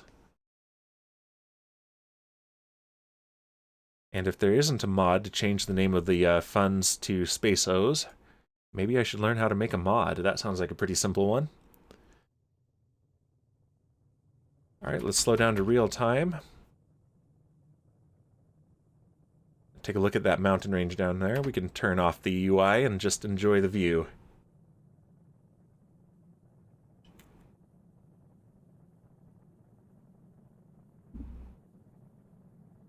I have to say, though, that I am glad that the major derps for this stream have been largely due to technical difficulties rather than user error. There have been a couple user error derps, but change the language file. Ooh, that's a good point. I'll have to see how that's handled here. Yeah. Just change the language file to call it Spaceos. That's a good tip.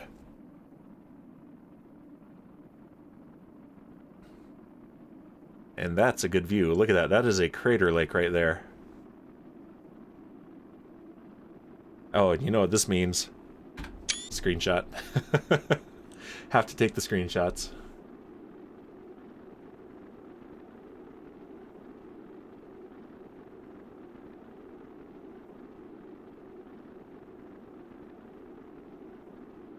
And what does it look like to Mr. Henry Daniels? Let's turn him around so he can actually see his home planet. There we go. Other way. Controls are a little bit inverted here. But yeah, what a view.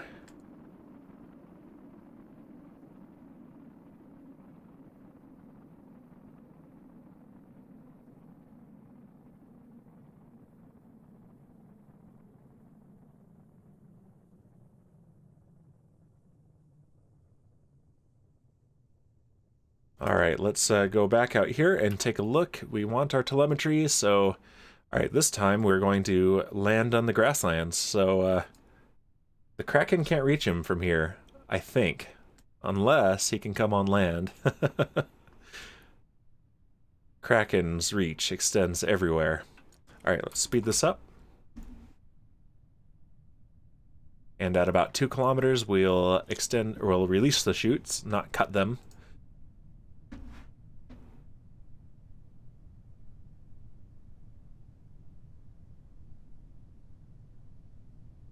Six kilometers. And 4.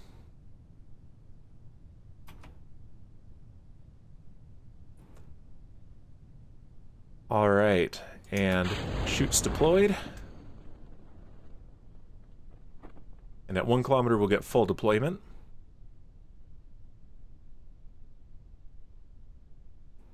There it is, right there.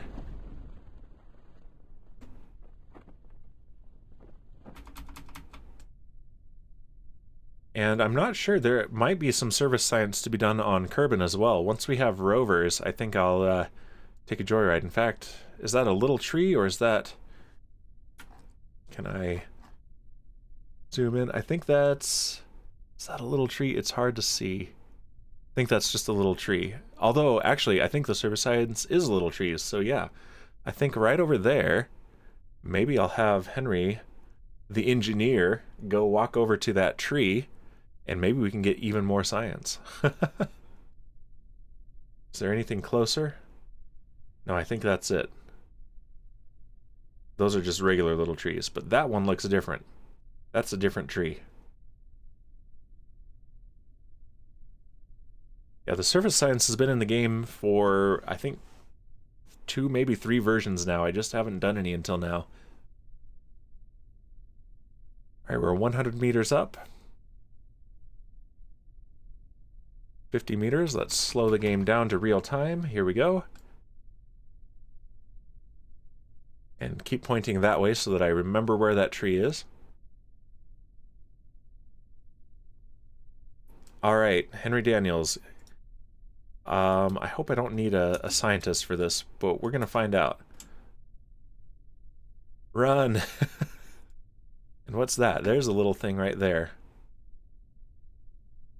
And I can just recover him from here, so no need to run back to the craft, so we don't have to do a sprint both ways. But we're gonna find out if that is science that we can gather, and also if we need a scientist to gather it, or if an engineer can do it. In fact, can I... Oh yeah, I can do... Run! Run, little guy, run! Yep, we've sped up time here, so... Oh, that's great. Yeah, that's either a regular surface scatter that I don't recognize. In fact, there's a lot of these, so I think that's what it is, but it's on the way to that tree, so we'll pass by it and see. I think it's just grass that we're going to clip through. Meanwhile, I'm going to take a drink.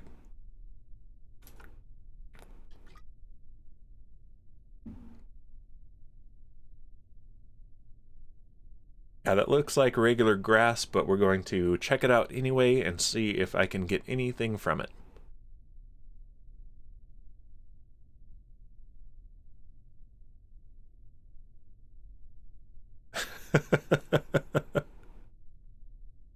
Oh, this is awkward running in these suits. It's probably hot and humid here.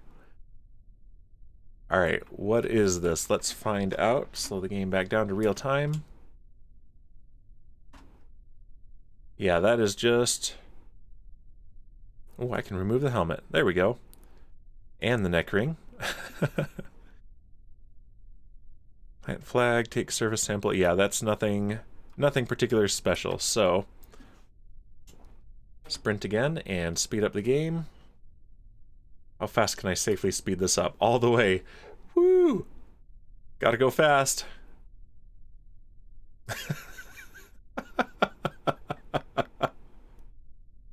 Oh man, the last time I tried this, the game could not handle it properly, and Kerbals just tumbled.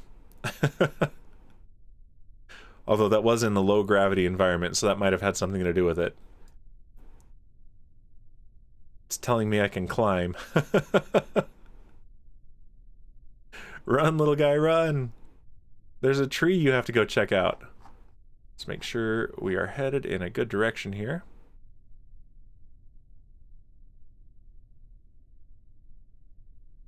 Where is that tree? I think that's it right there. Let's make sure.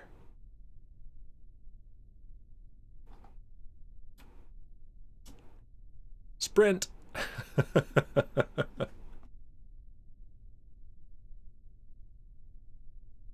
So yeah, now that I recall, his jetpack is useless on Kerbin. The gravity is too high. But the surface science... Oh hey, I've got a raid.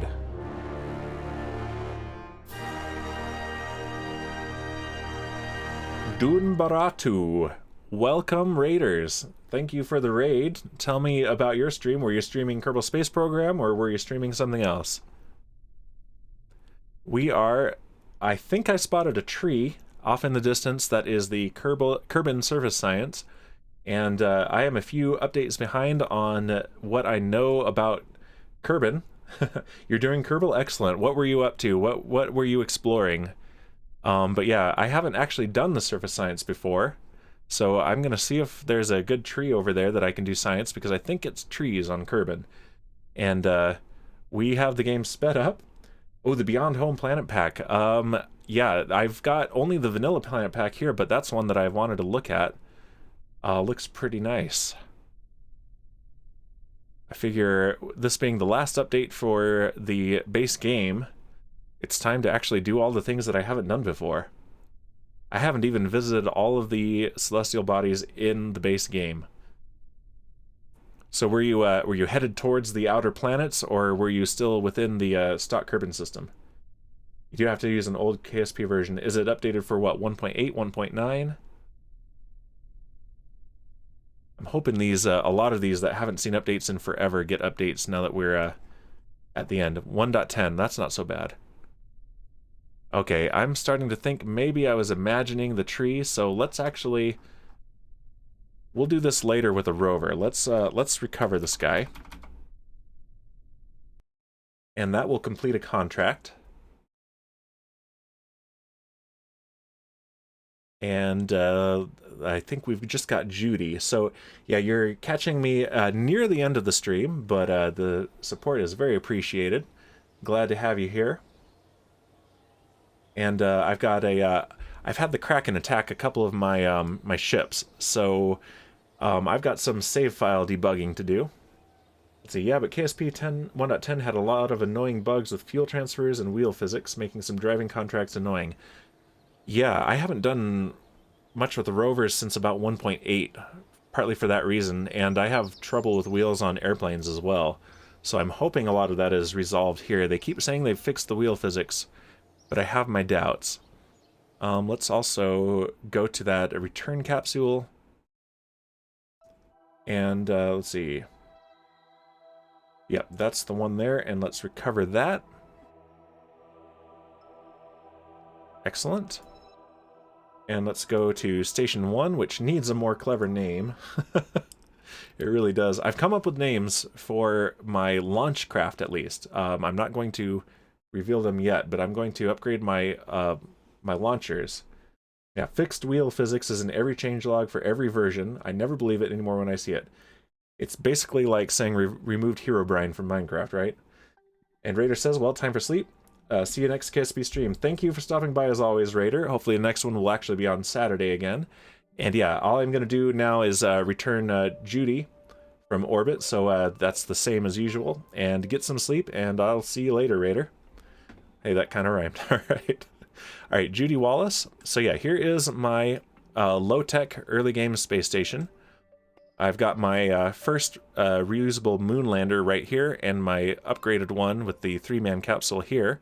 That's a fuel tank, and this is just RCS fuel that I brought up, and these are my return capsules / escape pods. And I did have all 12 spots filled before, and I've been using them, so I'm going to need to, between streams, replenish these. And this is my rescue craft, which I'm doing rescue contracts with. But I have unlocked a lot more science since then, so it's time for an upgraded version of that, probably next stream. So I think right here, let's make sure... Yep, Judy Wallace is aboard.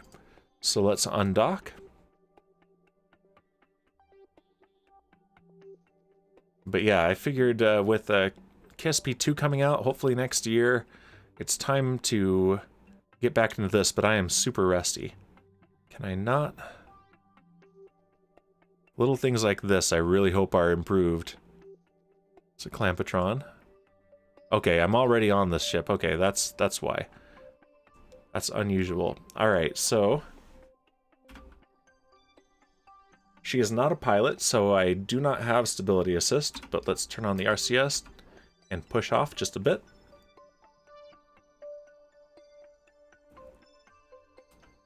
And let's point retrograde. Alright, good. That will avoid the station.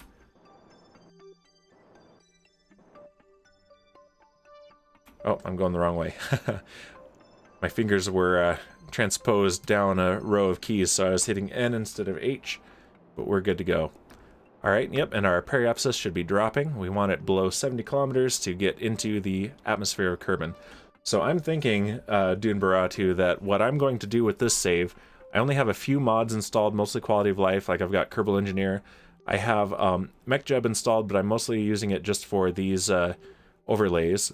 Ferrum was giving me some trouble, so I am very pleased to have the dynamic pressure and Mach info here with MechJeb. And I've got, also, I really like this flight recorder here for my ascents, so I can track my altitude, my acceleration, and my dynamic pressure. A lot of fun for the callouts. But eventually, I figure when I have a high enough tech level, maybe when I've unlocked the full tech tree, I'll start using MechJeb for maneuver planning and such. Because honestly, as controversial as MechJeb is, it's truer to real spaceflight than manual control of these spacecraft. Very few actual spacecraft, even in the early days pre-Apollo, were actually flown manually. Most recently being the Virgin Galactic flight, actually. But I actually really like using that for maneuver planning. And eventually, I want to do a grand tour of the stock Kerbal system in IVA mode. Maybe with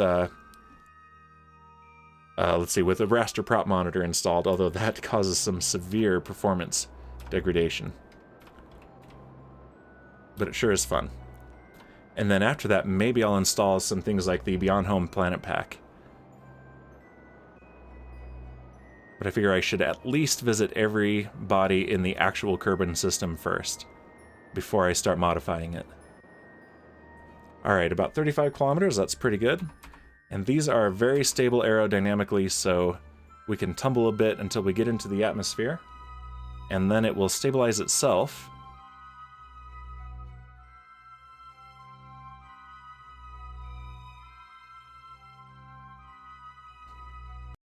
Alright, here we go. Let's see if we can stabilize a little bit on our own. That'll do. And then the atmosphere will do the rest. And in the meantime, let's see. Can I do this from here? I want to see if I can give you a follow here and see if I can catch one of your streams at some point. Dun Baratu. Let's go ahead and open actual Twitch so that I can do it. I'm not sure if it's letting me do it from OBS.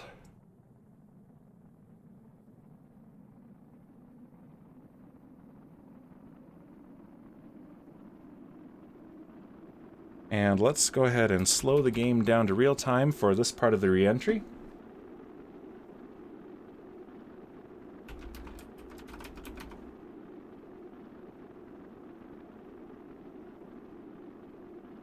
And there you go. Alright, popped you a follow, so I'll get a notification next time you are live, and I'll see if I can catch one of your streams. I'm interested to see what you're doing in Beyond Home. Alright, give me just a moment here.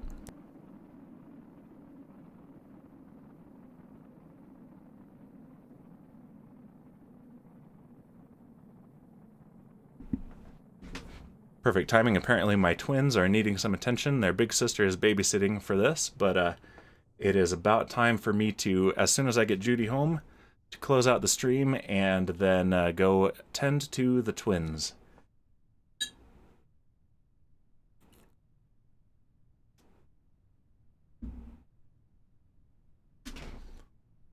Alright, now we can speed this up again. They've improved the performance of this part of the game quite a bit, so I'm probably safe keeping the physical warp on there, but I'd rather not take the chance. In particular, it used to be particularly bad with the parachutes. Doing physics warp and having the parachutes deploy would cause them to break. But they have very much improved that recently. Alright, 2 kilometers, let's go ahead and deploy the chutes.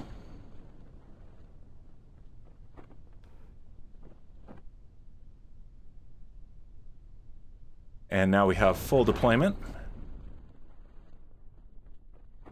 I'm going to see if I can spot one of those trees. I'm not going to do it right now. I don't have the time, but I'm still curious. I'm going to have to build a rover soon. I haven't unlocked the good rover parts yet, but I really want to drive one around and find one of those trees, do some surface science. Maybe with one of the fancy robot arms. All right, let's speed this up.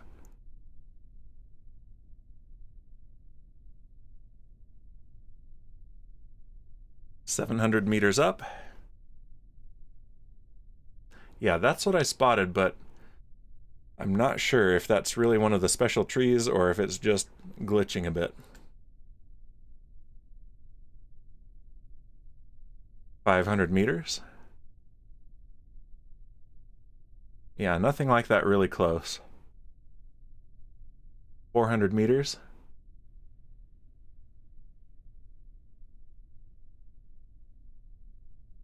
300 meters.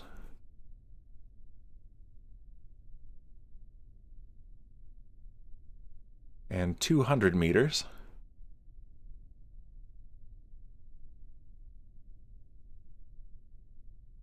$100 meters. All right, and at 50 meters, let's slow this down to real time and bring Judy home safely, and that will complete another contract.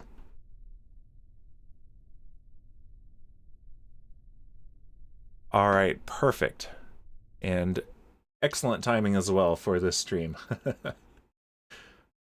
As much as I really want to keep playing, I have real-life responsibilities to take care of, and I'm trying to keep this to as close to exactly 2 hours as possible. So, yep, normally I stream KSP on Saturdays, but due to real-life circumstances, I had to delay it to Sunday this weekend. And so that's the stream, everybody. So there's Judy, and we should have, let's look at our complete contracts. We brought the green sandstone. That was actually last time. Philip Brewer is home. Henry Daniels is home, and Judy Wallace is home. There we go. Yeah, thank you for dropping by, Satan. You have a great day as well. Maybe Bruno's still streaming Clash of the Creators. I'm not sure. We'll see. But yeah, so that is it. Let's see who is online that I can raid. So yeah, between streams, I'm going to replenish the escape pods and make a plan for our upgraded ships. And we can maybe get more science, and hopefully I'll have the save file debugged so that I can maybe extract Jebediah, Valentina, and Bob from the innards of the Kraken. Because the Kraken has certainly eaten them.